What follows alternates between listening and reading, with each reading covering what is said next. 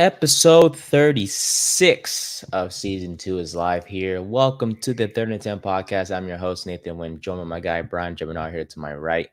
Happy Tuesday to you guys. And the Giants suck. I was trying to do like the David Ortiz, like, and the Yankees lose. Yankees lose. I bet he's having such a blast right now, like going to work. Those post game shows are better watching than the actual game because you have A-Rod like being the middleman, like he's upset, but like at least he's somewhat being professional. Poppy's on cloud nine, and Derek Jeter just looks like he wants to kill himself on stage.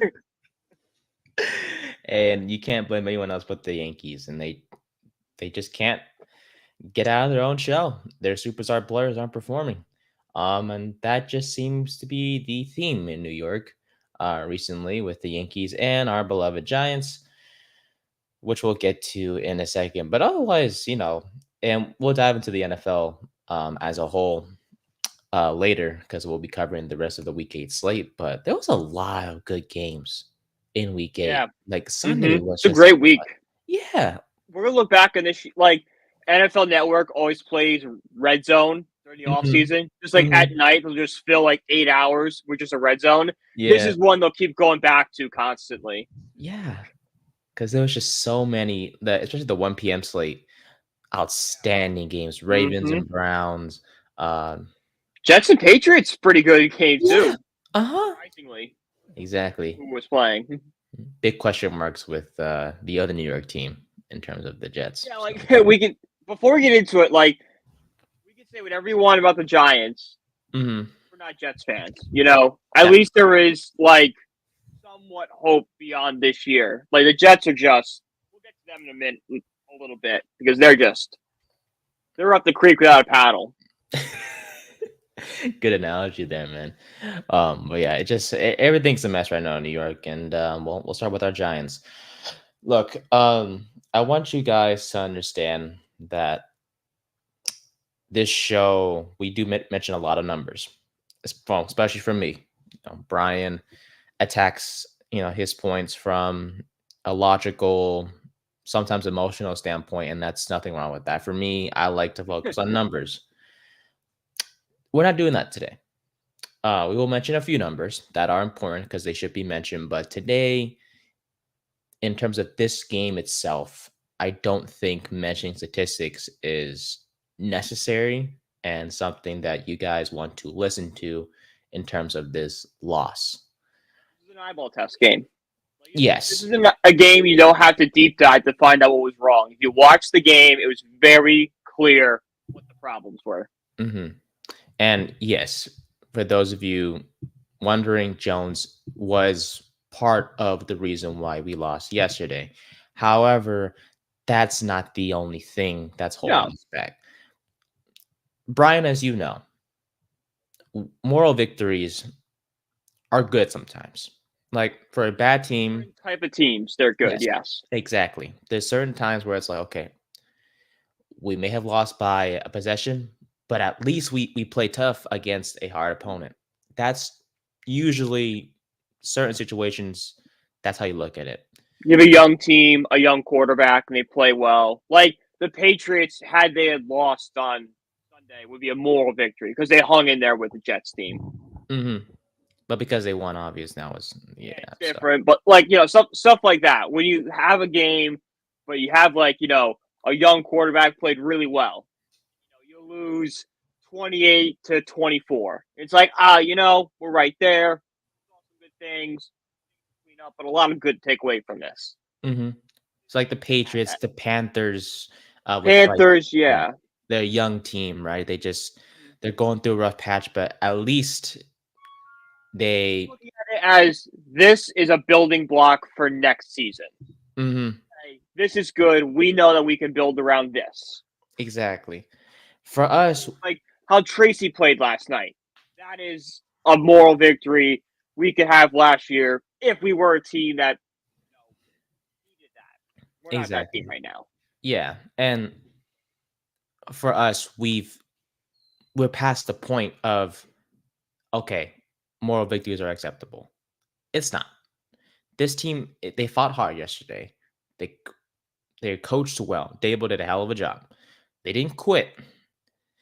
But at the same time, it's like we're past that phase of, okay, even though they're not supposed to be accepted, we can kind of live with the fact of the said moral victory. We can't do that anymore. Mm-mm. Yes, No. we saw guys play with an edge. We saw Daniel Jones frustrated at one point, and we'll get to why that was the case yesterday. We saw Dexter Lawrence shouting at his teammates. We saw Brian Burns post-game telling the guys, hey, this team needs to grow up. But Mm-hmm. that doesn't change the truth about this team, which is they're not ready. And like I mentioned, it's not about the stats today. We're gonna just shy away from that because we always do this stuff over and over. But there was just so many moments in this game that is worth mentioning that we'll do so right now. That not only is the reason why the Giants lost yesterday, but just shows that there's just something with this team that is not on the coaching staff, it's on the front office. The owner, we know he's part of the reason why this team stinks. But it's these players that continue to just do the wrong thing and just mess everything up. And the first player I want to mention is Deontay Banks, who was benched Yep. yesterday. Mm-hmm. It's a fall off for Devontae Banks. It stinks because sure, did he have a great rookie season? Like, he wasn't like a candidate for rookie of the year or anything, but we both sat here and liked what we saw. We're like, okay, he's got some growing pains, but there is something there. If he takes a step forward next year, he could be quarterback number one. We haven't gotten that step this year. We've actually gotten regression in some aspects. And it's more from his play is okay, but the main concern is his mentally, he's just not acting like a cornerback number one that's supposed to set an example for the rest of his teammates. If anything, Andrew Phillips is beyond what Banks is right now because Phillips has played so well. Night, the guy they brought in when they benched him, he showed more heart than Banks did all season. Yeah, played pretty decently considering like what he is. I forgot. Yeah, his name was like Johnson, Stanley Johnson, I think is his name. I don't freaking know. That I think you're referring to the other corner on the outside that you right. Yeah. Mm-hmm. So, and the reason why it was shocking that he was benched, but we're not surprised because against Philly he had that missed tackle on Hurts that he just didn't go for him at all. Like he just let him run by him without even trying to tackle him. And the play that stood out was the touchdown pass to Pickens that thankfully wasn't a touchdown. Like a mirror, like it was a gift from God that wasn't a heaven. The fact that he got 1 foot down twice, like how is that possible? How can you not just put this other foot down at one point? Exactly.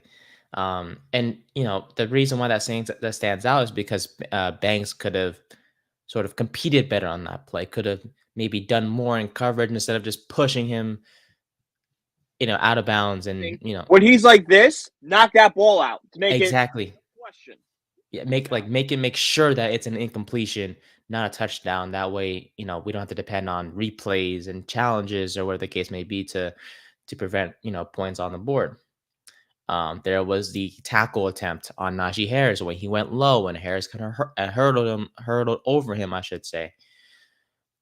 Look, I'm not saying that certain players deserve to be disgruntled, but when you're a second-year player who is supposed to step up as a cornerback one, you don't have the right to be disgruntled. There's done one player that can be disgruntled on this team, Dexter Lawrence. Exactly. That's it. He's the only player. Maybe Brian Burns. He's starting to get into that area, but I need to see another week.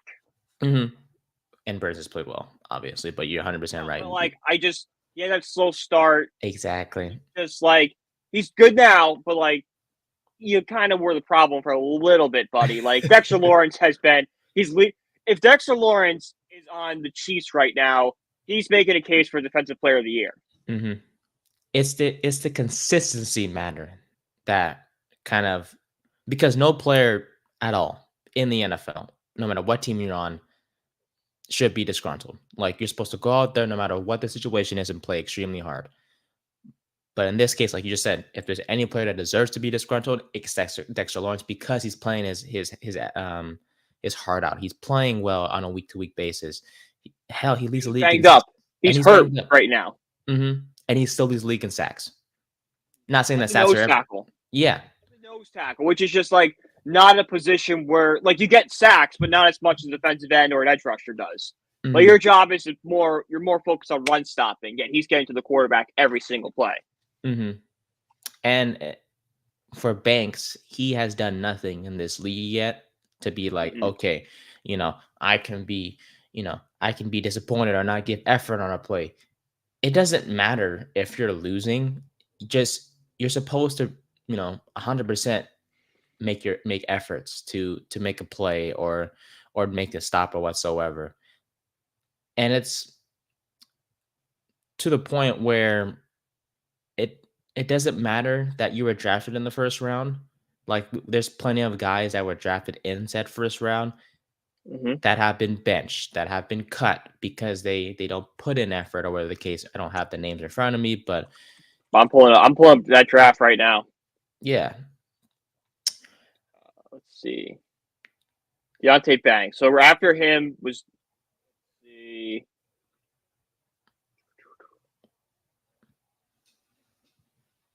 no one like right now because I guess it still is pretty young. Like Forbes, Commanders. I mean, Gonzalez is good, but he got banged up. Joey Porter Jr. I think is like the only guy. Will Levis do like guys right now that have been benched, but like it is still a recent draft class. And and the thing is, like, I'm saying he doesn't deserve to act the way he is just because he was a first rounder. Yeah, no, exactly. Because it means not like being a first round pick is great and it's a tremendous honor. But at the end of the day, where you're drafted is nothing more than a trivia question. Like, where was this player drafted? What matters is what you do on the field. And what Banks has done on the field has inspired confidence that he can be a solid corner in this league. Like, but not done enough that he could be a captain of this defense, a guy, quarterback number one, lead the secondary, be like maybe even wear the green dot one day. None of that's happened from Deontay Banks so far. And there's a point where it was Dexter Lawrence was on the sideline. He was pacing down, up and down the sideline, but he was looking back at the secondary. And the secondary they were talking, doing their own thing. And then there was no beef, I guess, at the end because Jason Pinnock went to Lawrence and talked to him about it, and they shook hands and everything. But that's just like that's a major red flag because it's like that's Lawrence being like, I'm done. That's him being, I'm done. What is going on? Because what more can the defensive line do if the secondary is not doing their damn job? And I don't care how 4 sacks and leads the league. Yeah. Yet we're still allowing points because his damn secondary can't do anything. And it's like, yes, Adore was out yesterday. Flott was out yesterday as well.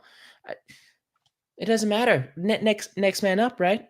Exactly. There's nothing. See, Drew Phillips been next man up all year, and he's been probably the best player in the secondary. Him and Nguyen. But Nguyen was kind of quiet last night too. I'll give him a pass because he has been like leading the team in tackles, what seems like every other week. Yeah. So I'll give him a little bit of pass last night. But yeah, it's been Phillips, been the only guy consistently week in, week out playing well. And it just sucks that he's like just mainly a slot guy, which sucks. That Phillips is, but he was a 3rd round pick, and he's playing extremely better than Banks is. So Dable talked about in the press conference, I think, that he will, go back to starting next week against Washington. But honestly, if he gives the same effort, it's a short leash. Then what are we doing? Yeah. So, and shout out for Dable. Like, this is a big like culture thing. Like, if you're not going to participate, I don't care what you are. You're going to sit on the bench. So it sends a message to everybody. Like, hey, like I know Banks has not played great, but this is a 1st round pick. This is a guy the Giants traded up for. A lot of, you know, I want to say a lot of, the word is, a lot of like hope has been put into him, a lot of expectations, and he's not giving his effort out there. Don't care. Mm-hmm. And that's gonna resonate with that clubhouse. But there's also a kind of a downside to that, which is as fans, and I'm sure some teammates as well, kind of see the Banks mention. It's like, wait a minute. So Banks gets benched for 2 bad games, but we still have Daniel Jones starting. And I do want to, but before I say anything, Yeah. he didn't play bad until, you know what? Never mind. He did play bad, actually, now I think about it. Yeah. Because here's the thing. With Jones, Troy Aikman made the greatest point I've ever heard last night. And you heard that, and you've heard it too, when he said he needs to see it before he can throw it. Yeah.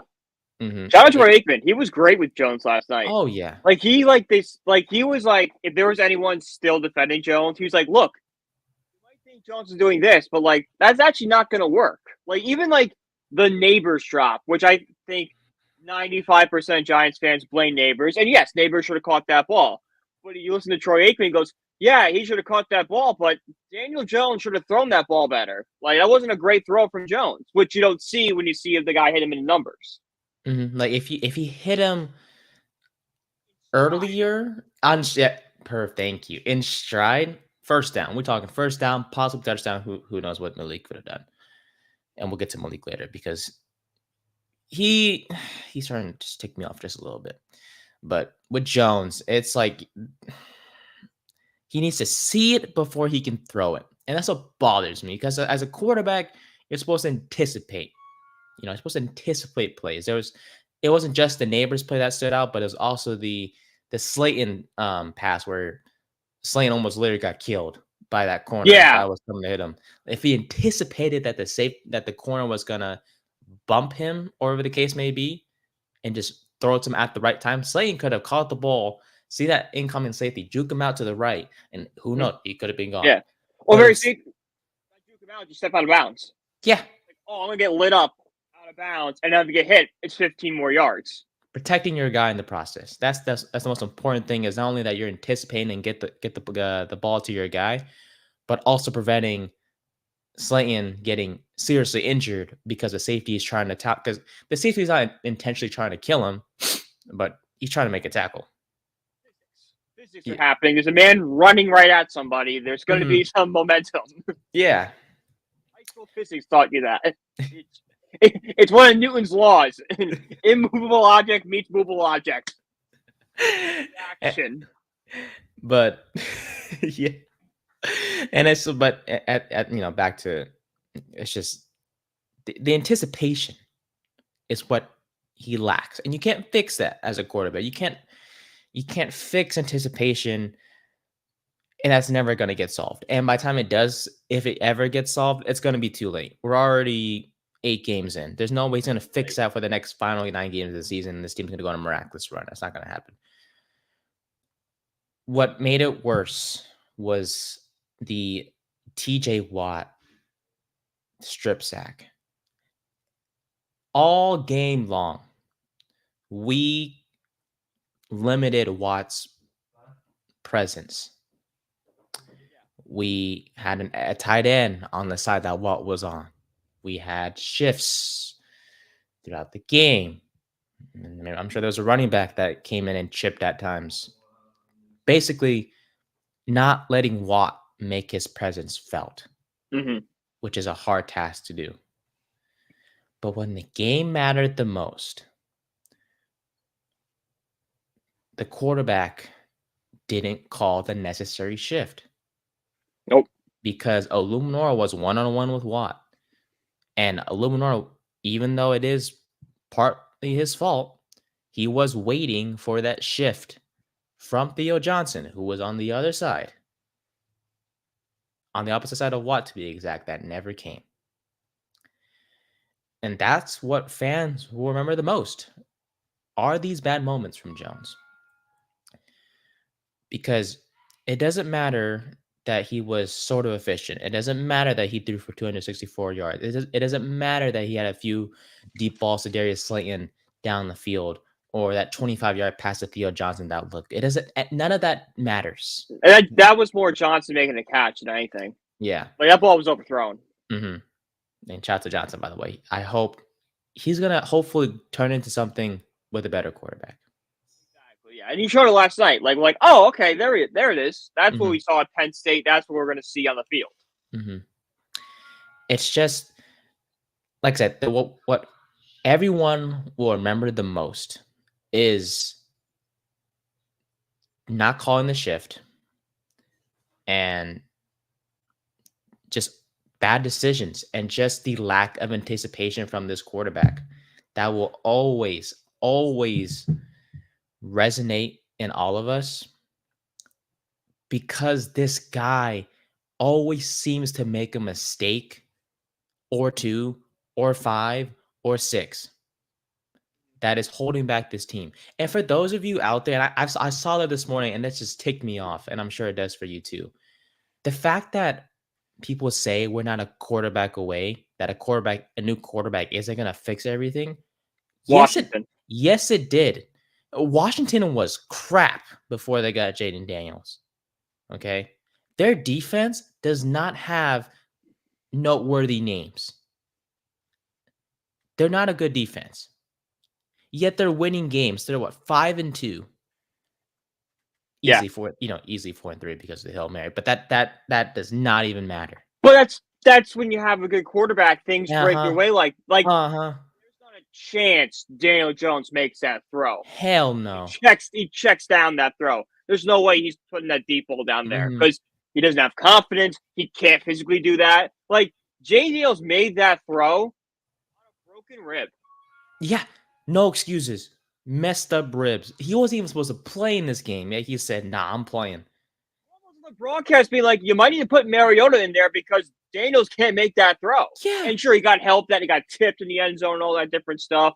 I'm sure we'll get into it more later down. But it's saying that what we've been saying, a quarterback can make the difference. And if you run an offense that Brian Daboll wants to run, having that quarterback like a Josh Allen, a Jaden Daniels, he can make explosive plays all by himself. When he's got Daniel Jones, sure, he's fine, but he's not that next level. Like, someone on Twitter did it great last night. They said Daniel Jones is an average quarterback. Brian Daboll cannot win with an average quarterback, which I agree with. But then at the same time, it's be like, okay, if Brian Daboll can't win with an average quarterback, why are we costing us? Why is Brian Daboll getting his job cost because of an average quarterback? Like, let's not build a franchise around this guy. Let's go get the dynamic quarterback. And honestly, average is that's his best. When he's at his best, he's literally just average. There's no he's average. Yeah, there's no he's top 5, top 10. That has never ever been associated with Jones, other than the contract, which at the time he was paid like a top 10 quarterback when he shouldn't have been, obviously.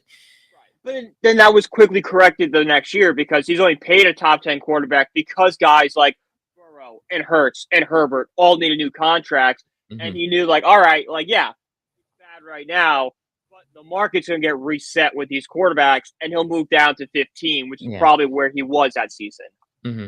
And like that's the thing where it's like the only way the top 10 and Jones are mentioned in the same sentence is just money wise.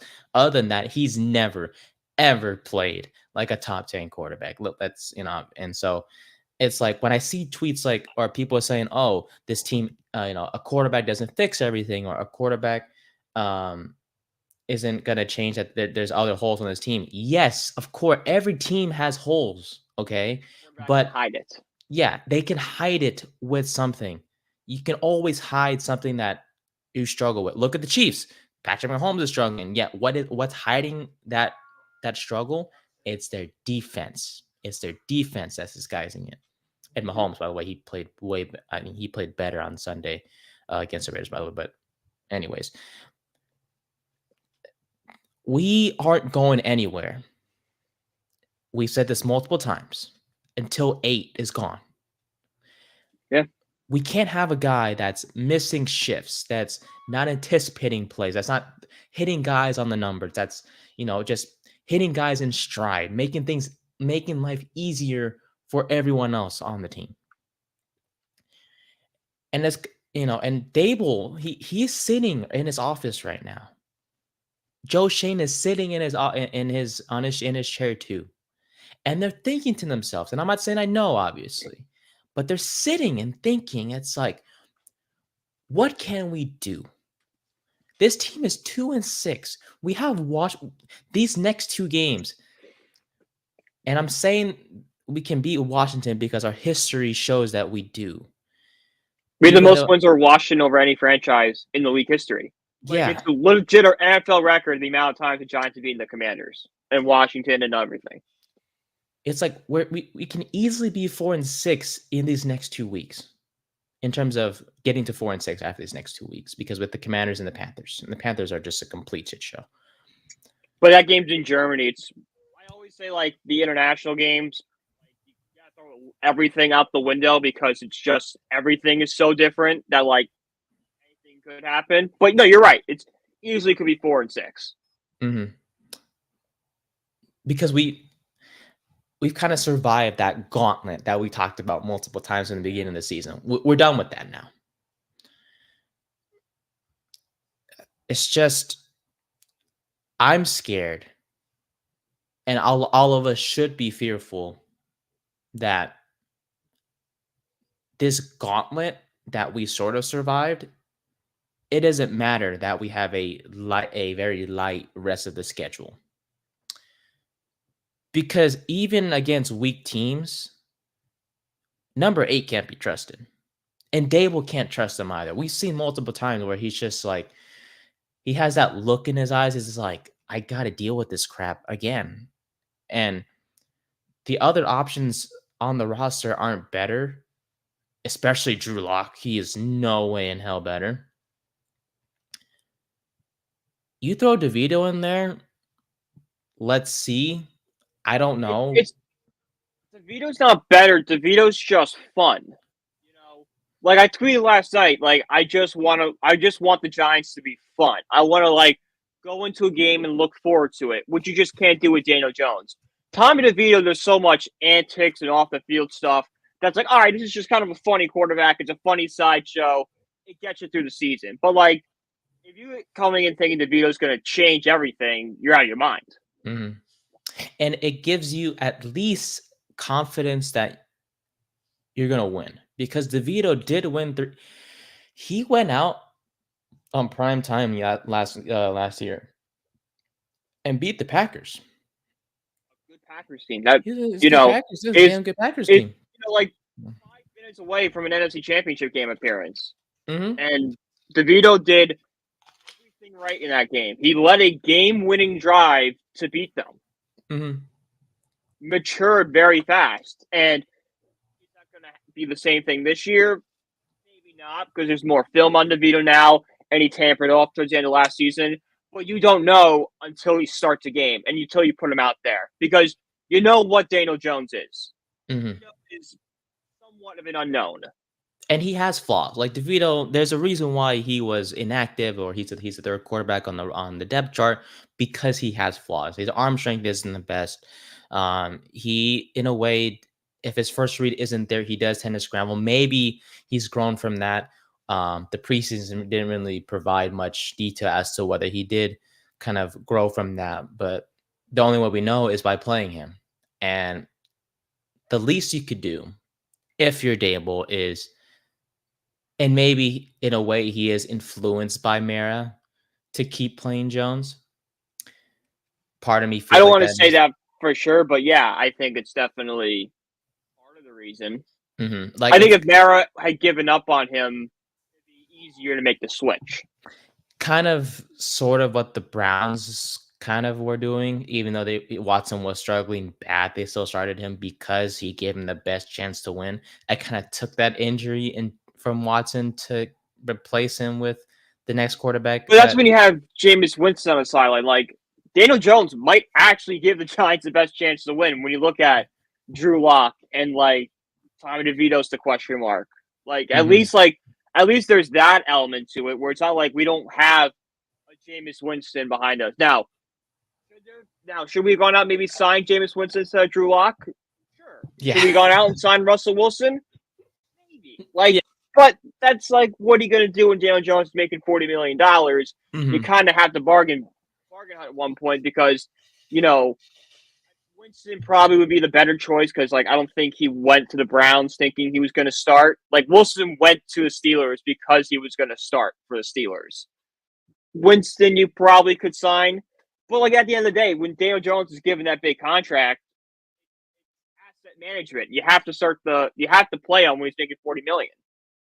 At least give him the opportunity to play. Yeah. And look, at the end of the day, it's literally simple. You know, as long as number 8's on the team or he's starting this team and they're going to win games. We put up 9 points through the first 2 quarters, and the touchdown that we scored was Tyrone Tracy breaking off a huge run, which we'll get to in a second. I can't, like, whoever is defending him still, if there's anyone out there that exists or anyone saying yesterday. Everyone on Twitter was like, Daniel Jones apology forms are ready to be filled out by everybody. I'm like, all right, guys, let's calm down. Like, we played a decent half of football, but like that was nothing to change my mind. And then he fumbles and throws the interception. I'm like, okay, now there's no apologies because you can say Daniel Jones didn't cost us the game, but in 2 potential game-winning drives, he turned the ball over. The fact that fans are happy about 11 of 16 for 143 yards and no touchdowns in the first half is beyond insane. Like, that just shows like the one good throw. And I will do a movie reference. The movie, you ever seen Little Big League? No. About the kid. So, his grandfather passed away. He was the owner of the Twins, inherits the Twins, then becomes manager. It's the goofy 90s kids sports movie. He has a player on the team. I forgot his name. It's Jerry something. And he's like his favorite player, but he's struggling. And Jerry gets a C&I single and really goes crazy. He's like, oh my God, like he's turning around, see. And one of the coaches goes, I think there's a problem when you're getting this excited about a single that he got lucky on. And that's when he cuts him. I got the similar thing with Daniel Jones. Don't you think it's a problem when we're getting excited about one really good throw he had and a mediocre at best half? Like, shouldn't that be the sign that this is a problem? Because that's what you're supposed to do. That's what you're supposed to do. That's like plays down the field. Having a bad week, that's the numbers you want. Like, all right, I struggled, but I did put up decent stat line. That was Jones at his best. The fact that we accept that crap is just beyond me. So, yes, we have other holes in the roster that we will fix in the draft and free agency, but a quarterback does fix everything. You look at Chicago, you look at the Patriots. Patriots. And I know May got concussed, but like, May's been pretty decent the past 2 weeks. The Patriots have looked like a different team since May got in there. And that's some egg on our face. We thought Drake May sucked. We didn't think he was going to be a good quarterback in the league. Hey, we're wrong. Good for him for proving us wrong. Yeah, you're right. Like a good quarterback has issues. Bo Nix. Look at the Broncos. Yeah, look at Bo freaking Nix. Gosh damn. Was struggling, and he has improved week in and week out, and now he's masking some of the holes in the Broncos team. Yeah, and they won. Look, all the rookie quarterbacks that started, because May got hurt, like you said, they won this weekend. You know who didn't? The Giants, because this quarterback thing, it's just the problem will always remain until he is gone, and it's not gonna go. And look, against Washington, it's gonna be the same. We're gonna be back here next week, dude. We'll be back here next week, and maybe he'll throw 2 picks, or maybe he'll have one good throw that everyone will be like, "Oh my god, that was an amazing throw." It's not going to change anything. This team doesn't. No. This team doesn't score touchdowns. Yeah, no. We're just allergic to touchdowns. We just don't score them. And when we do, like the stupidest crap happens. Which, by the way, where is it? I think I had the. Oh yeah. Okay, so let's just move from Jones for a second. And I honestly, the fact that Jones looked pissed off after this play kind of made sense. Like the only thing I'll defend about him is that what the. And I think to go back to your point earlier about like why was Banks when Jones wasn't. Jones and Dable and Shane have been very open about this. 100% every single play. He's always, whether he's good or not or enough, but he's always training, always trying to get better, always, shows the emotion. Where Banks was taking plays off, not giving his heart, I think that's where the issue lies. But to your point right there, Jones showing that heart, like what the F are we doing on this play? Yeah, because you score a touchdown, which freaking hallelujah, it got me out of my seat for a second. It distracted me from work for a second. I was going crazy. Really? Like you can't run a normal 2-point conversion like 98% of teams in this league do. You can't run a simple handoff to the running back up the middle, or a toss, or a slant, or what the fuck was that? That was, Colts in that game against the Patriots when they had the weird punt thing going on. That's what that felt like. Yeah, and look, and for those of you who didn't watch the game, so basically it was a picket fence play where you had like a lot of linemen to the left side. Malik Neighbors was behind those linemen, and what the play was supposed to go was Jones was supposed to check the defense. If the Giants had the Steelers outnumbered at the line of scrimmage, I believe, then Jones was supposed to throw to Malik, which he did. If the Steelers outnumbered them, then it would be a different play. Devin Singletary was supposed to check with the official to make sure he was lined up properly at the line of scrimmage, which he was.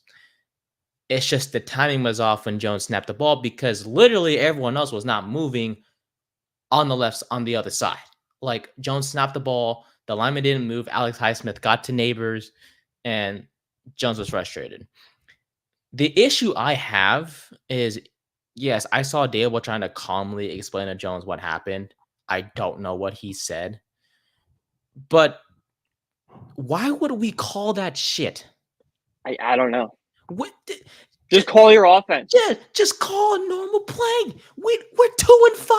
We're 2-6 now. We don't deserve to run those the Lions. They're a team that can run the wackiest crap. You know why? Because they win games. They know what the F they're doing, and they have a quarterback and an offensive line that knows the fudge they're doing. What the fuck are we doing running the stupidest 2-point conversion play when we could just either kick the extra point to be down by 8 or run a normal 2-point conversion like most teams do? We don't deserve to call that crap, dude. I don't know what the F we're doing. You don't have the talent to do that. No, not the guy who's good enough to run that play is Malik Neighbors. It's Malik Neighbors. It's and okay, we might as well shift to Malik anyways. I'm sorry. I love him. I do. Okay. But dude, come on. Drops. Really? Becoming an issue. Really? Like, yes, Jones should have thrown it ahead of you, but you still dropped it. It still was. Receivers can take a pass that's not thrown exactly how they like it and still catch the ball. Like how many times have you seen, Tyreek Hill catch an underthrown ball? Or, Amon-Ra St. Brown get a ball he probably shouldn't have. DeAndre Hopkins jump up for a ball that probably was thrown, probably not where he wanted it. Mm-hmm. That's what separates the great superstar wide receivers from the good receivers. Mm-hmm. And it wasn't just the drops. that happened multiple times by Neighbors because those drops just were costly potential first downs. There was an illegal motion that took a touchdown away from the Giants. It was a touchdown pass to Chris Manhertz, and Neighbors had like an illegal motion or whatever that just took the Set, yeah, or the something like set. that. Yeah. It's just plays like that, dude. And I love Malik Neighbors. We all do. Like he's gonna be the best receiver for this Giants team for years He's to still a come. rookie. Like we're being hard on him, but he is a rookie. Yeah, and for those who've seen his college film, his freshman year in college, he had a drops issue, and that's gonna be fixed 100%. It's just we can't have that. It's like, Malik, I love you, but you can't do that. You can't have these The plays, man. problem with Neighbors is he's brought in as the wide receiver number one, expected to fix a lot of the problems Daniel Jones and the offense has. And at the end of the day, we're forgetting that this is his first year in the league. He is a rookie. He needs to make the transition from college to NFL. It's a big adjustment to do that. 100%. And then we're putting like this. He has a really great game against Washington, a good game against the Commander, against Cleveland, and we're crowning him the next Odell Beckham Jr. It's like, guys, yeah, he's off to a great start, but like, remember, there's gonna be that growing pains, and we're seeing it with the drops. Like we're seeing it. We're seeing it in the play right now. And am I mad at Neighbors? I'm like disappointed, but I'm not gonna say that this is gonna follow him for the rest of his career. This is a problem. No, because this is his 8th NFL game. Yeah. And he's not on your 8th day of work. Were you doing everything right? Oh, no. Mistakes. You're making errors. Now that times 1,000 when you're in an NFL game in a hostile environment like Pittsburgh. And yet, like, I love Malik, and he is not the reason why we're losing. It's just it sucks when we see plays like that because it's like, damn, if you just made that 1 or 2 catches, different scenario. But that's what ifs. We don't know what the future holds. That's rookie stuff. Exactly. And as we have, but see, like that stuff's excusable for Neighbors because he's a rookie. Exactly. Jones is making these rookie mistakes, and he's a 6-year veteran. Like this is like, yes, is everyone perfect? No. Aaron Rodgers still make rookie mistakes. Tom Brady probably made rookie mistakes throughout his entire career. Like stuff happens, guys. No one's perfect. Yeah. But the problem with Jones is these rookies' mistakes come in on a week in and week out basis, and not, every so often like it would for a normal veteran quarterback. Yeah. I will say there was one positive, and this kind of quiets the crowd of, oh, you guys should have paid Saquon. Tyrone Tracy Jr., dude. I'm so proud of him. That was his breakout game. Like, he had the Seattle game. When you have a big performance like that in prime time, people get talking. That's what get people talking about you. So proud of him. 145 yards, a touchdown, but he did get hurt, concussion protocol. And you could tell immediately he was concussed. Yeah. Just the way he walked off the field, dazed, I'm like, he's concussed. There's no way we're seeing him the rest of the night. Which scares me because we do have it is going to be a short week because of the Monday night game. Yeah. Devin Singletary will be back he's going to be the RB1 if Tracy does miss time. Which I think he will. I would be shocked if Tracy plays this week. Just seeing because everybody was pointing towards him. It looked bad. I think this is a concussion he's going to miss some time with. That just sucks. It does suck because he was doing it's not the same degree, but Wan'Dale Robinson had a really good game his rookie year and tore his ACL. It's just like, oh, come on. Like, you had so much momentum building. You broke out. You established yourself, and you were ready to go in next week with so much momentum and flying high, and just injury prevents that. Now he's going to have to, I'm not going to say he's going to get rusty in the week or two he's going to miss, but he's going to have to, reevaluate himself and take a game or two to get readjusted. So, prayers to hope he gets better soon. We do need him. He is honestly a more than capable starting running back for this team, and I don't think this team needs to explore signing or drafting a running back in the future because we have Tracy. I think he's going to be a difference maker for this Tracy. Team. Yeah, like a bringing in an RB1.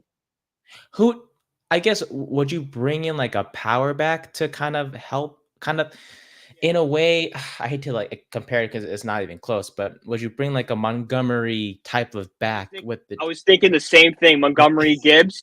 That's exactly where my mind went. Yep, I'm 100% bringing like that power Mhm. back. So you have like the Thunder and Lightning, Sonics and Knuckles kind of thing. I love that nickname that they gave Montgomery and Gibbs. It's honestly funny and just it fits on Detroit has it going well, but look, at the end of the day, the Giants lost by 8, and close losses used to make us feel good in life. It doesn't anymore. We are past that honeymoon phase. This team may never quit, but what matters the most is the number in the win column and the number in the loss column. The Giants are 2-6, and we can honestly forget about this optimism about surviving the gauntlet that we just went through. If you can even, Guys, the Gauntlet doesn't matter anymore. it does not matter. We are Because we performed better in the Gauntlet than we did out of it. we are 2-6, and what actually sucks the most, we are 2-6, yet we have the 10th overall pick in the draft. That just shows that it doesn't matter how bad we. It's crazy. It is honestly a lose-lose either way. We could win games and our draft position sucks. We can still lose games and our draft position can still suck because there's so many teams ahead of us that are worse than us or whatever the case may be that have a higher draft pick. And that goes to show where this team will get a quarterback. It's just their draft position will be a question mark. They're gonna have to trade up for that quarterback. Mm-hmm. They really want like a guy that they they want a Shadur Sanders who they seem to be really behind. They're sending the assistant GM to run practice at Colorado for God's sake. And they're really interested in Shadur. It's that simple. Usually you send like scouts and everything, but the assistant GM. Assistant GM and multiple like top end scouts. It's like, okay, like there's something going on here. You really like this kid. But which like I said last week, I might have my problems with Shadur Sanders. I am putting blind faith in Joe Shane and Brian Dable after they wanted CJ Stroud, Jaden Daniels, and Drake May were the 3 guys they wanted, and all 3 of them look like at least competent NFL quarterbacks. Mm-hmm. And Daniels and Stroud look like superstars. May has had a pretty decent start to his career. May throwing dots to Demario Douglas and Hunter Henry. That's when it's like Hunter Henry's been a great fantasy pickup. Like he got 7. I picked him on the waiver wire. Immediately got 18 points. It's just like everyone's just like, oh, what the hell. But yeah, that's it Giants wise, I think, for us, unless you have any other points. One more thing about the Giants. Yeah, of course. And I think it's what made the loss so much harder is how similar the Giants and the Steelers are. These are 2 of the most historic franchises in the NFL with an ownership group that goes back to like the very start of the franchise. Like I don't know enough of the Steelers history, but like the Rooneys have been there for almost as long, if not since the beginning of the Steelers. Just like the Maras have been there since the beginning of the Giants. And you look at the Steelers, they've had 3 head coaches since 1969. There have been more people that have walked on the moon than have been head coach of the Pittsburgh Steelers. And the Giants have had the same amount of coaches in the past 5 years the Steelers have had in the past. How long ago was the moon landing? 69? That's what? Coming up on 60 years. Almost 60 years. In 6 years, you had 3 coaches. In the past 6 years, the Giants have had 3 coaches. It shows you what a well-run organization does. And sure, do the Steelers have problems? They've had some locker room issues. They've had, drama and stuff. They've never kind of gotten over that hump of, winning a Super Bowl against Brady since, Tomlin took over. But what are they? They are consistently, year in and year out, they're going to go 500. They're going to potentially make the playoffs, and anything can happen from there. Why? Because they're a well-run organization. There's no reason why the Giants can't do the same thing the Steelers do. The only thing different, ownership. Art Rooney II knows how to run the Steelers. John Mara doesn't. because one owner cares about winning, the other one cares about image. A lot. He cares about winning too, but yeah, like the Roonies care about image and stuff like that. But at the end of the day, they're not going to let it counteract what happens on the field. The Maras, they still think they're football guys. They still think that they can run, football team. That's Wellington Mara was the GM for a little bit, like back before George Young in the '80s. He was making all the football decisions. That's why you see guys like Tim Mara as director of player personnel. There's a lot of nepotism, and until that's out, trying to continue to struggle. Yeah. So good final point there on the G-Men. Giants Commanders preview on Thursday. What's there to preview? I mean, we lost. We're gonna lose. Let's hope. I mean, I guess we thought we were gonna get blown out tonight, and we didn't. Yeah. We were in it at halftime, 9-9. Like, the team really could have done, and we were in it late. And then Daniel Jones. Yeah. So. All right. Thank God. When there's other games that we're talking about, and this is where we dive into the Week 8 slate of the NFL schedule. Let's start with Jayden Daniels and the Commanders, who, holy crap, that Hail Mary was so cool. If you're the Bears, you have to cut that guy, right? Tyreek Stevenson. Well, he apologized. Cut him, right? He apologized and everything. Don't know why he's celebrating that early. But he's celebrating. He's the guy that tipped the ball. Yeah. Celebrating, and then he cost them the game. Like, he did it twice. He tipped the ball to that where Noah Brown could catch it, which is the funniest thing. What I've watched and seen and stuff, his job was supposed to be standing with Brown to make sure that didn't happen. Yeah. So that was a heck of a game, and it was an ugly game between the Bears and the Commanders. First two overall picks. Williams. It's not looking too bad now. I know. Yeah. So shout out to the Commanders. Hell of a win by them. Look, they continue to be on top of the NFC East as they should, and like we talked about earlier, a quarterback can fix everything, and that's what Dance is doing. And for the Bears too, even though they lost that game, Caleb Williams. That team is what a moral victory is. I know the Bears aren't going to feel it because they lost in such heartbreaking fashion, and the play calling was absolutely horrific from their offensive coordinator. Why are you giving the ball to your backup center on the goal line? Give it to the running back. Makes no sense.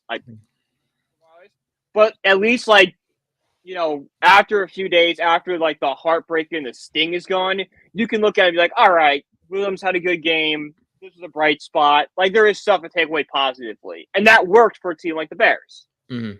So that was a good game to watch. In terms of another team on division, the Cowboys are the second worst team in the NFC East.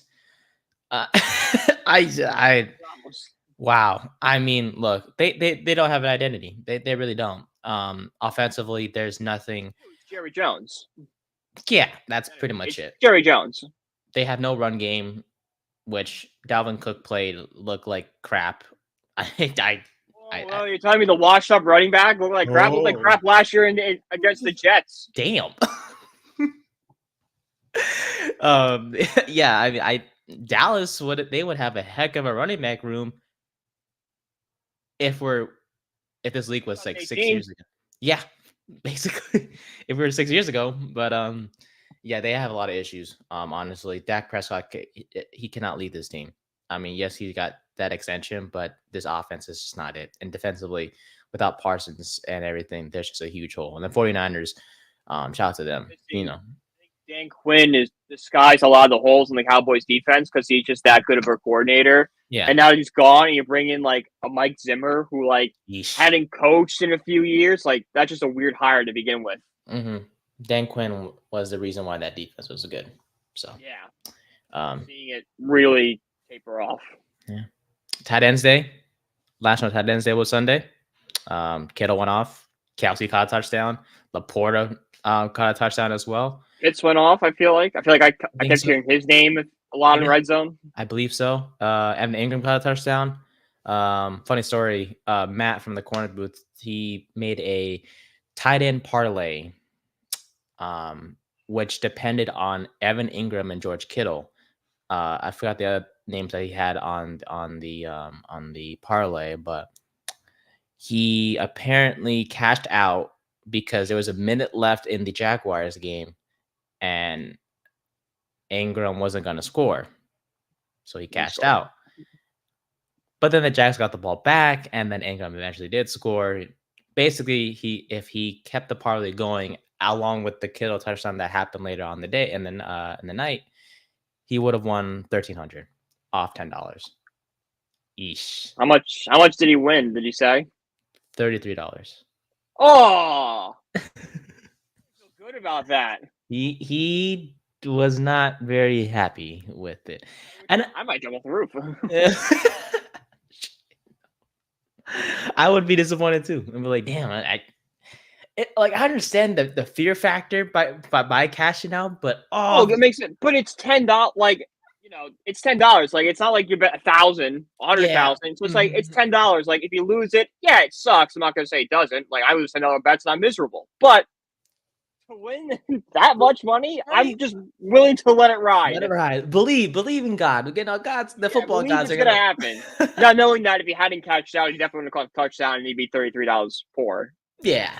So that was tough to get. But national tight ends, the tight ends showed out, and I also want to point that out real quick. The Patriots escaped the Jets because of the game-winning touchdown by Stevenson.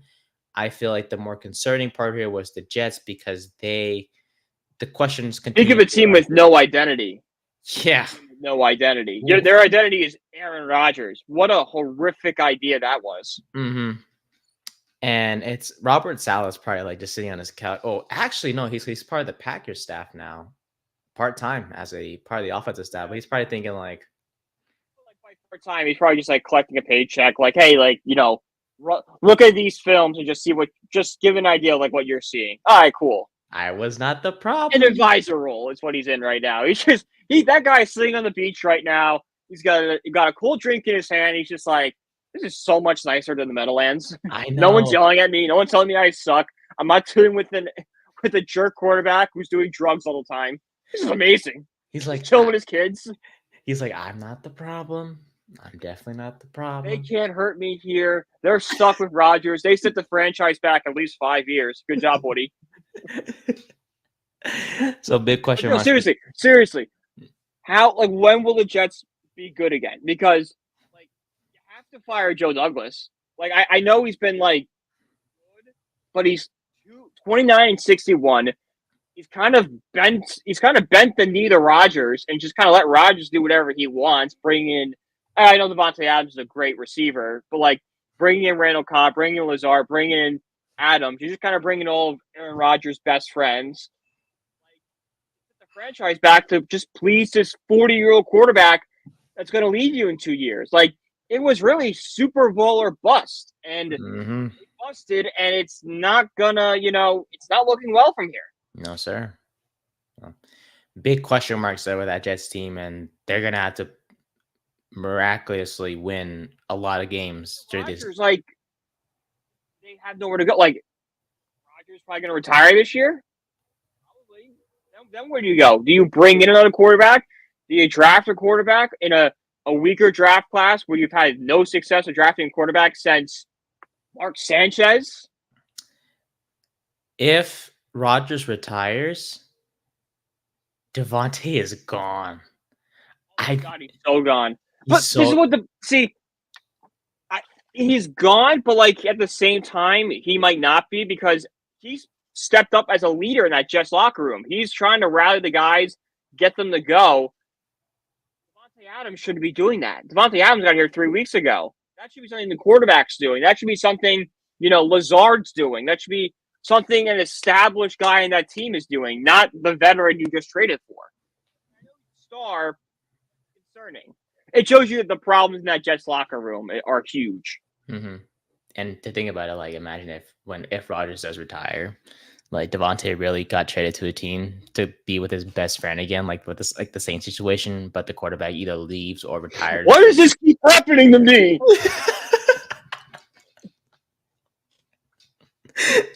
What the fuck? That's what Devontae Adams is gonna think. Why? I come here to play with my friends, and then they leave me. I don't want to play with you anymore. Basically, I don't want to play with you anymore. Come on! I just want to play with my friends. Carry on. Okay. Oh, turn off, Siri. So, and then the other team from our division, the Philadelphia Eagles. Yeah, why does it not? Their win against the Bengals, I don't know. I just don't understand the hype behind it. Yes, they won 31-17. The Bengals, because the Bengals are falling off a cliff this year, and the defense is so bad. Because people are acting like the Bengals are like one of the best teams in the NFL. Hello, there's a reason why I think that's just people still thinking they're the team from last year and the team that just got to Super Bowl. And when you have Joe Burrow and Jamar Chase, you're going to be considered better than you really are. But that defense is atrocious. Yeah, and it's more like people are like, Jalen Hurts is back on the MVP conversation. Let's settle down. Let's settle down. Okay, like any quarterback could score 2 touchdowns from the 1 yard line. Come on. MVP. This is the guy that almost lost to the Cleveland Browns. Let's calm down. Yeah, exactly. Like the Bengals defense stinks. Look, they barely escaped Sunday Night Football against us. Okay, but I'm looking at it right. Where is it? I had it right here. Jalen Hurts, 16-20. Okay, 236, 1 touchdown. Great.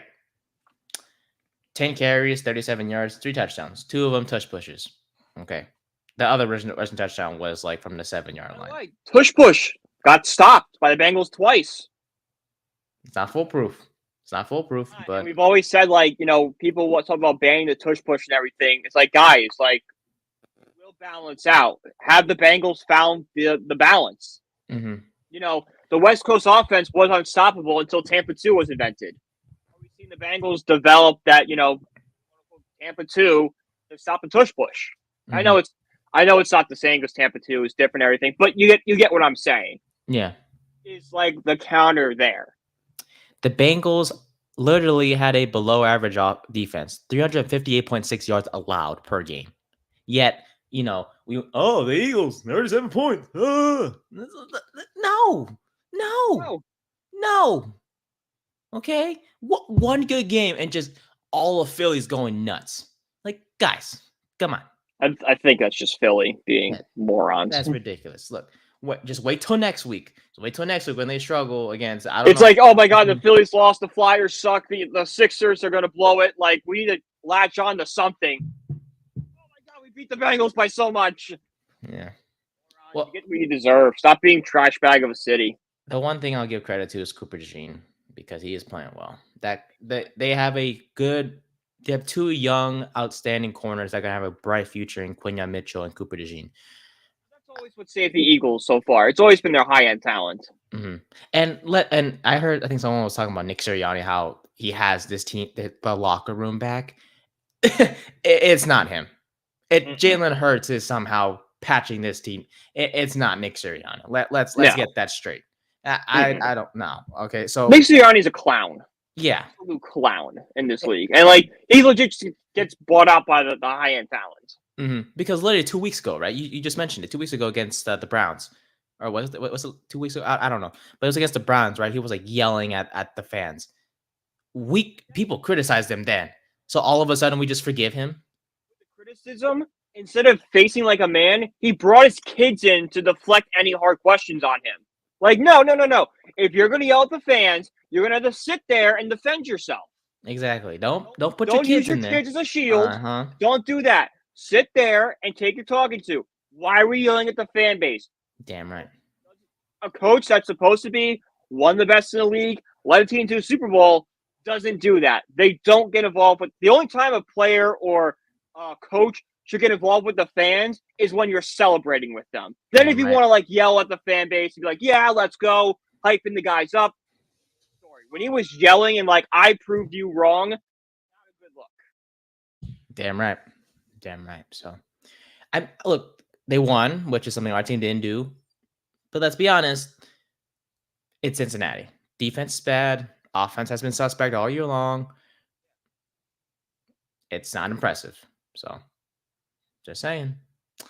Let's see what else. The Cardinals, they're sort of back. I mean, they beat the Dolphins, and thank God Tua's back. Glad to see him healthy. He slid. He learned how to slide. He slid. Dude, you hear what the fans are going crazy when they. The action was his whole. I almost beat my pants. I was laughing so hard when the fans start cheering. I'm like, that's amazing. That's incredible. Like, I was so happy for him, but also I was laughing because everyone's like, yeah, he slid. It's the basic thing you learn when you're 5 years old how to do. Slide. Flip and slide, do that. And it was a great game all around. It was great game, going down to a field goal. Mm-hmm. But Chad Riley, that's the second straight week that Chad Riley hits a game-winning field goal for the Cardinals. They're 4-4. This NFC West may be more competitive than we think. I mean, this point with the Cardinals was kind of a mix of everything because I wanted to bring in the Rams because they went healthy when they beat the Vikings on Thursday night. And I know the face mask, which was egregious. Oh, yeah. But like, that's not the reason they lost. Like, the Rams played a really good game on Thursday night. It just sucks that it gets overshadowed by a really bad blown call. Mm-hmm. And at the end of the day, that was I don't know. I was gonna talk about it, but damn, that looked bad. Whew. That quarterback's head was but he turned him around. Turn him around, and basically. Like if that face mask is called, do the Vikings go on the win? Probably not. But we don't know. Yeah, I don't know. But it's clear when healthy. Cooper Kupp, Puka Nacua, Matthew Stafford, Kyron Williams, for the love of God, stay healthy. This Rams team can win games. Their offense is they're a good team. The Niners, they won, right? The Seahawks lost, so maybe that's kind of a red flag there. But the NFC West is a good division. The Seahawks aren't good enough to make the playoffs, but they're just kind of like a spoiler. Like they're just kind of right there, and they're good enough to beat you, but not good enough to like go all the way. Yeah. So the NFC West it's a good division. So it's going to be a good fight down. That's going to be a nice division race to watch because there's 3 teams that have a legit shot, and then probably all 4 have a case to be made. Mm-hmm. Talk about missed opportunities. The Ravens-Browns game, we love Jameis Winston. A lot of people do. You can't hate on the guy because he has a great personality. I would do anything to make him Giants quarterback right now. Yes. But let's not act like the Ravens could have picked him off like 7 times. That's just Jameis Winston. That's how he plays football. Like, he's going to throw the 3 interceptions, but it's like he's throwing 3 picks. It's just the one throw that will always just overshadow everything about this guy. And that touchdown pass to Cedric Tillman was outstanding. Like, that ball was just perfect by Winston. Dude, this Browns team, like, first off, great division win against the Ravens. Baltimore had plenty of chances to win, so Lamar is not to blame. Drop passes by receivers, drop interceptions by defensive corners, everything like that. But the more important story here is the Browns, because it's crazy what a quarterback can do. And Jameis Winston is. What's the theme of this episode? I know. Literally, I should cross out the title for YouTube and just put quarterbacks make difference. Quarterbacks make difference. It makes a difference. But Winston, 3 touchdowns in the day. Wow. I mean, the Browns do. It's clear it's a night and day difference between Winston and Watson when or with the Browns when Watson versus Winston is under center. He's a good leader, dude. He really is, Winston. Mm-hmm. No doubt. And like we talk about Jameis Winston, and he's had an up and down NFL career, but like forgets, like, this guy did win a national championship at Florida State. Like, he Damn right. was part of a lot of really good Florida State teams. He knows what it takes to win. Now, college is 10 times different than the NFL. Mm-hmm. I don't want to say they're correlated. Look at Trevor Lawrence, for God's sakes. But, like, right, James Winston off is saying he's never done anything. No, like, he knows what it takes to be a leader and to be, he's a really funny guy. He's got a great personality and all that. But, like, at the end of the day, he is like a competent quarterback when it comes to certain stuff. He just throws a lot of interceptions. Yeah. He's had a lot of memorable moments. That's the one problem with Jameis Winston. He threw 30 touchdowns in the season. Everyone forgets it because he also threw 30 interceptions. And you know what's crazy? It's like, it doesn't matter if he throws that many picks. He gives this team the best chance to win.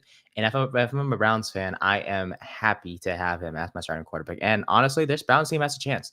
They can rattle off some wins. Nick Chubb is only going to get healthier.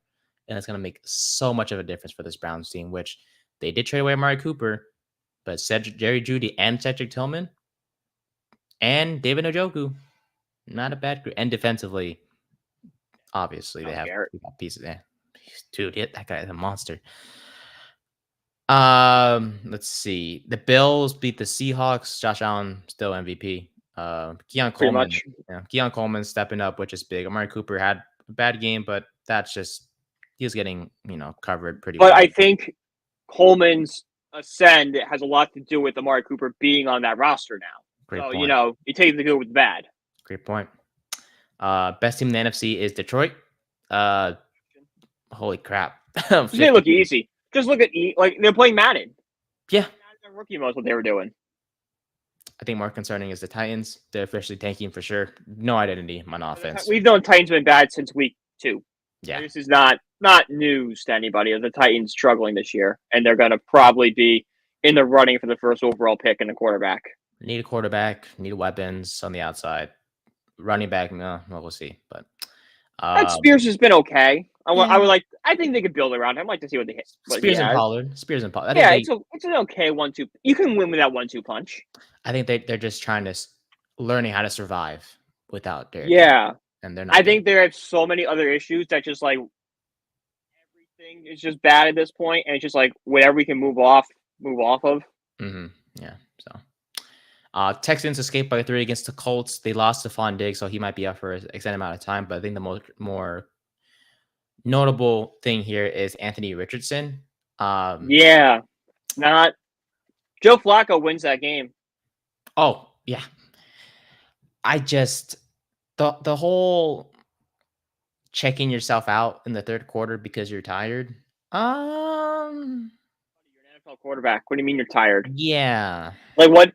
Like, okay, if you're tired, then we have a serious issues with our conditioning and training. Then is what that signals. Because I have never seen in my life the other 31 teams having their quarterback tap out real quick. Like really. And the only time I've ever seen a quarterback tap out for a play is when he's had the wind knocked out of him and he has to catch his breath because he's not breathing. And it's clear Richardson did not have that issue. That was nothing. No, I remember, I think Eli got knocked out for a play one time, and he's just like, because he got thrown onto the ground and was on the sidelines, like, okay, I'm good, and went back out there. Exactly. And probably could have got back in for the play, but just catch your breath for a second, dude. You just got the wind knocked out of you. Just take a minute. Richardson, take a knee. 10 of 32 for Richardson. 175, 1 touchdown, 1 pick. Dude he's got efficiency issues. Yeah, but that was his issue in college too. Like, this guy has been seen his entire time as a project quarterback, and we're just seeing that he's going to take a while. That's why you don't spend the 4th overall pick on a project. Mm-hmm. And hopefully the Giants don't do that. So we'll see. Yeah, there's some issues in Indianapolis, and they have more concerns. I mean, Michael Pittman Jr. is the wide receiver number 1, and he only had 1 catch for 6 yards. The Colts have major issues, and that needs to be addressed because there's something there. Either you put Joe Flacco back in there, but you're not going to win with Anthony Richardson. Like, you might as well just bench him for the rest of the year. Is that a reach to say that? Sort of, but at the end of the day, there are reasons. There are reasons behind benching him. Yes. So, the Bucks can't survive without Mike Evans and Chris Godwin, in my opinion. I'm sure you agree with that as well. Yeah, makes sense. Like, you need number one receivers out there. Falcons undefeated in the division in terms of divisional games, so it looks like they pretty much just sealed the NFC South because Mike Evans. They're a good team. Yeah, 100%. And then finally, the Chargers. I think they finally found their receiver in McConkey. He's good. Yeah, he's good. Saints, time to blow it up. There's nothing. Sorry, Spencer. Like, who's in worse shape right now, the Jets or the Saints? Oh, good question. I want to say the Jets are in worse shape because I feel like the Saints, you can kind of blow everything up a lot easier. You know, their cap room sucks. I know it sucks, but just like if Rodgers comes back, you're stuck with Rodgers. We're like, I feel like you can kind of like move on from the combination of Derek Carr and Spencer Rattler and whoever the hell else they have back there. I hadn't even heard of that guy who started on Saturday. Fresno State. Yeah, I would know because California, Fresno State, California. You know, but well, yeah, it's time to blow it up in New Orleans. I know Alvin Kamara signed an extension, but that's an extension of death because Alvin Kamara is a career Saint. That's what that is. So that's like if Odell Beckham spent his entire career with the Giants and we re-signed him to a 2-year extension right now. It's like, yeah, he just wants to finish his career out with us. Yeah. So guess who's not winning the Super Bowl? Alvin Kamara. Have fun with that rebuild. Yeah, Broncos took care of the Panthers. Bryce Young started again. This loss is not on Bryce Young. He had no Deontay Johnson, who's going to be traded by next week, according to Adam Schefter. No Adam Thielen, which, whatever. He played the 4th-ranked defense, and he threw 2 touchdowns. Now, that is a guy that improved. That is the quarterback. It'd be great if it would be, I think, Giants' best-case scenario is Bryce Young does really well down the stretch, gives the Panthers a false A mind that he still has it, and they trade back with us. Yeah. Because, like, you know, if let's say Bryce Young, like, goes off in the last 8 games here, like, moving on from him, he's a second-year quarterback. The Panthers, he is the definition of just give me a fucking supporting cast and I promise you I will win you games. Just help me. I need to watch him down the stretch, but like he could be a guy I see the Giants just going after and trading if they're too far back and they don't fall in love with the quarterbacks. He threw 2 touchdowns. It's like there was a major improvement in his game from last week. He's on the worst roster in the league. Yeah, he's like, just give me help. Like he literally needs help. Neighbors and all them. He needs help. Like we need water to survive. Give me help. Give me someone I can throw to. That's actually good. I have no defense, no offensive line, young receivers that need time to develop.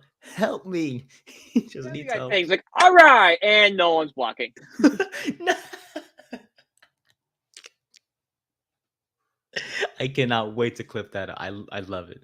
I love it. That was good. Bryce Young, which is like, I got nothing. No help. Oh, okay. That was good. I can't wait to clip that up. But that'll do it for week 8. Another outstanding week of football. Real quick before it gets to the World Series, the Notre Dame Fighting Irish. Thank you for your service. I'm kidding. Just a joke. But Navy did not look like an undefeated team against you. You guys shut the F out of. Holy crap. That's the defense. That's, if there was any concerns, like I remember saying after the NIU game, like, I can't be bought back in. There's nothing to buy me back in. I'm bought back in. I'm bought back in. Damn it. That's a dangerous game you're playing. It is a dangerous thing, but like, they're on a 6-game winning streak. They're 3-0 against ranked teams. They only lost by 2 points NIU. In a game, they had 2 blocked field goals. Like, it's a fluke. It was a fluke game. This team is really good and make the playoffs. I'd like to read a couple comments for it. I use the app called Real Sports App. Shout out, by the way. Great app. Outstanding app, by the way. I get, checking scores and everything. Fastest thing ever. People can make comments. It's a community where people also make comments about everything. So This was so the Notre Dame won 51-14. Jesus Christ, 50 points, my God. Leonard, pretty 6 turnovers. That he beat me to it because a few comments. One of them said the 6 turnovers by our national protectors is concerning. They need to go back to protecting. It's fine. We still have Army still. We have Army still. If World War III happens, we're cooked. I was at my buddy's house on Saturday watching the game. We had a few of our friends over, and one of them, that's not a big football fan. Like, he's like, wait a minute, like, Navy? I'm like, yeah, it's the Naval Academy. He's like, oh, that's cool. And then he's like, he turned the game on, and it's like 55. He's like, oh my God. Like, what do you mean we're barking? Like, we can't fight Russia or China. Like, no more wars. How are we this good? The fact that the Navy quarterback... He's like, all right, that's it. You guys are done playing football. Go back to fighting or whatever you guys do there. Go back to what you're supposed to do, which is protect the nation. Like, people are ruthless online. The fact that the Navy quarterback threw 13 times. So, I think that might be a career high, a program record. Go crazy, White Lamar is what they commented under his name. Wow. You guys should. Yeah, they're not gonna. Yeah, they're out of the rankings now. They met a top defense in the country. It's like, oh, this is what it's like. The only thing you guys did wrong is just like not allowing us to have an undefeated Army versus Navy game. But hey, that's not your fault. That's it. No, exactly. I would love it. I wrote it a month ago how great an undefeated Army versus Navy was. But in the article I wrote, Notre Dame, that's going to be an issue for both these teams. Yeah. So Army's fate is clock's ticking to you. They got to play the Irish. Yankee Stadium. Oh, yay. More offense there than the New York Yankees have put on this entire series. You ruthless motherfucker. Great transition. Aaron Judge is swinging and missing at everything. The fact that he's been, I know it's probably changed, but the fact that he had been at 41 playoff at-bats and 20 of them he struck out in. Have you looked at Judge's career playoff numbers? I don't have those in front of me. I will pull them up right now. They are atrocious. Beautiful. As you do that, World Series update. I want you to guess what they are. Like, what's his batting average? What's his on base? What's his slugging? What's all that? And I'll tell you how close you are. Okay, batting average playoff wise. Yeah, for his 7 seasons, he's played in 15 playoff series. Of all those series, what is his career batting average in the playoffs? 178. Close, 196. Holy shit!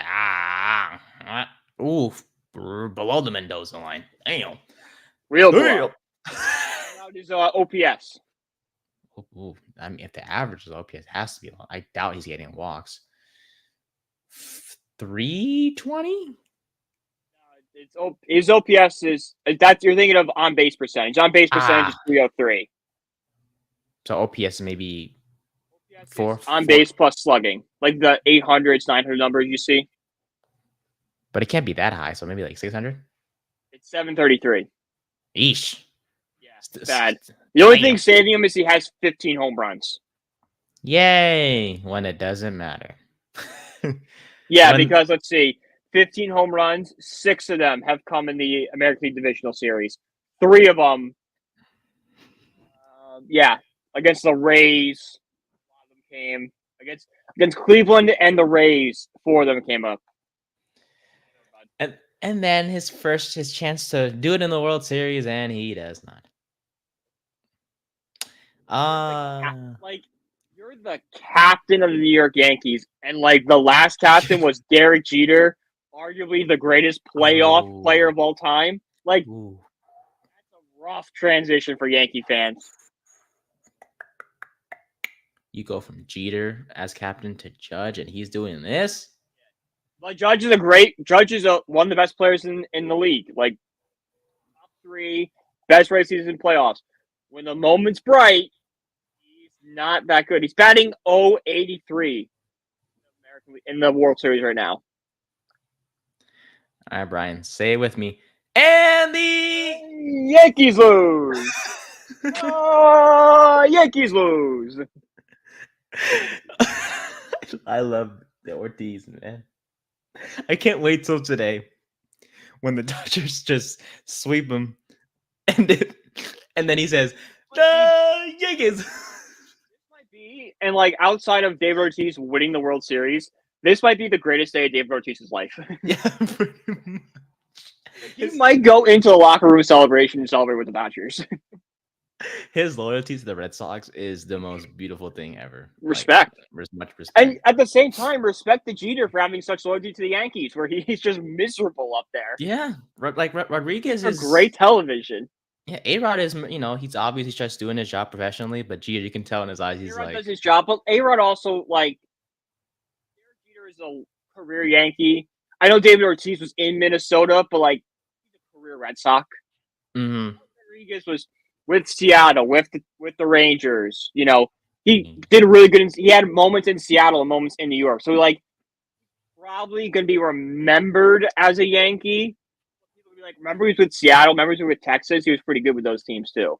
Yeah. Whereas Poppy and Jeter just like, oh, Poppy was really good with the Red Sox and Jeter was great with the Yankees. When Ortiz says the Yankees losing, the camera pans to Jeter, the song, the "Hello Darkness, my old friend" should play in the background. Exactly. Bro, after the Freeman home run, he just sat there and just played with the wire the entire time. I like watching like, oh, Jeter's mad. Dude. Okay, because I don't think we talked about the World Series since our last episode, right? At all. No, we haven't.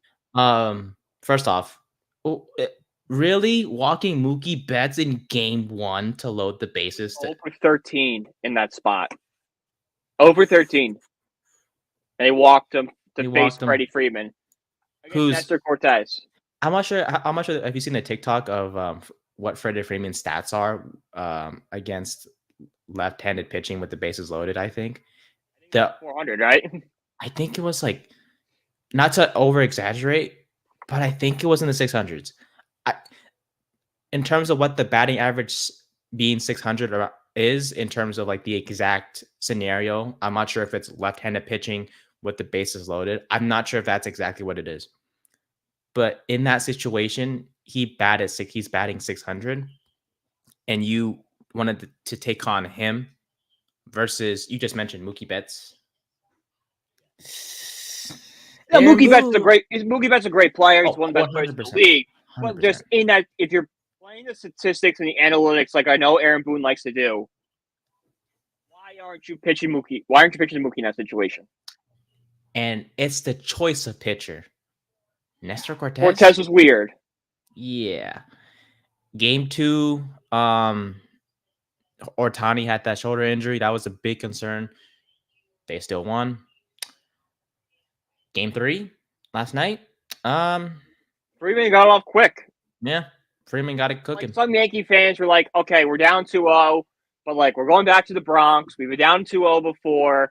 They compared it all to 96 when they were down 2-0 and won game 3 and had a great, won the World Series that year. Freeman in the first inning, shutting them all up like, no. This is our year.